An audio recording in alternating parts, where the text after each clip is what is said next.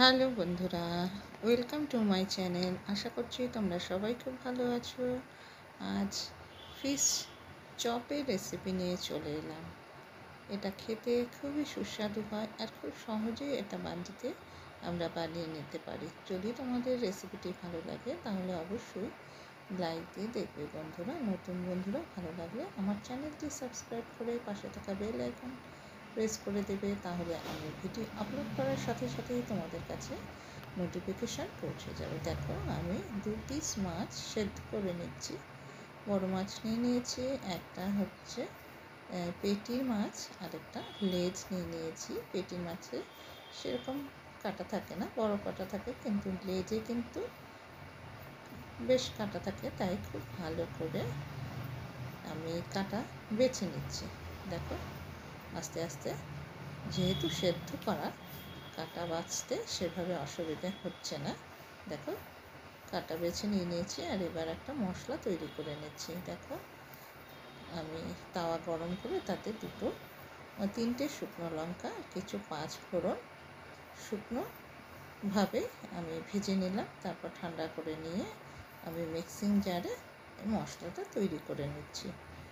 আর দেখো, মাছ যে সেদ্ধ করে নিয়েছিলাম, 2টো আলু আমি সেদ্ধ করে নিয়েছিলাম, সেই আলুর সাথে দেখো সেদ্ধ করা মাছ আমি খুব ভালোভাবে মেখে নিয়েছি, আর নুন দিয়ে দিয়েছি।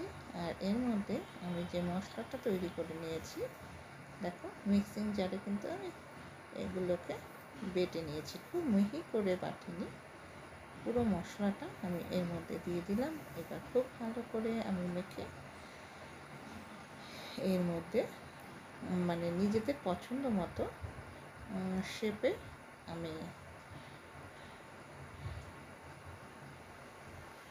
চপগুলো বানিয়ে নেব। চপ বা কাটলেট যেটাই বলো তোমরা, নিজেদের পছন্দ মতো শেপে বানিয়ে নেব। দেখো, একটা বাটিতে চালের গুঁড়ো নিয়ে নিয়েছি, আর নিয়ে নিচ্ছি বেসন। একটা ব্যাটার আমি তৈরি করে নেব। নুন দিয়ে দিচ্ছি, আর এর মধ্যে দিয়ে দিলাম হলুদ। এবার অল্প অল্প জল দিয়ে আমি একটা পাতলা ব্যাটার তৈরি করে নেব। এর মধ্যে তোমরা চাইলে একটু লঙ্কার গুঁড়ো ইউজ করতে পারো, আমি দিচ্ছি না, যদিও ভেতরে মানে উপকরণগুলোর মধ্যে আমি তো লঙ্কা দিয়েছি। দেখো, আমি একটু লম্বা সাইজ করে এগুলো বানিয়ে নিয়েছি। এবার ব্রেড ক্রাম্পের মধ্যে দেখো খুব ভালো করে কোট করে নিয়ে আমি যে ব্যাটারটা তৈরি করেছি সেই ব্যাটারের মধ্যে ডুবিয়ে তারপর আমি ভেজে নেব। তোমরা তোমাদের পছন্দ মতো সাইজ করে ভেজে নিতে পারো। দেখো, ব্যাটারে ডুবিয়ে নিয়ে আমি তেল গরম করে নিয়েছি। দেখো, কড়াইতে তেল দিয়ে গরম করে নিয়েছি এবং মিডিয়ামে রেখে আমি এগুলো ভেজে নেব। একটা দিয়ে দিয়েছি, আরও একটা দিয়ে দিলাম, একসাথে 2টো করে আমি ভেজে নিচ্ছি। বন্ধুরা, তোমরা মাছ দিয়ে যে কোনো বড়ো সাইজের মানে বড় মাছ দিয়ে এগুলো করতে পারো। এগুলো খেতে সত্যি খুব টেস্টি হয়। দেখো, 2টো কিন্তু আমার ভাজা হয়ে গেছে।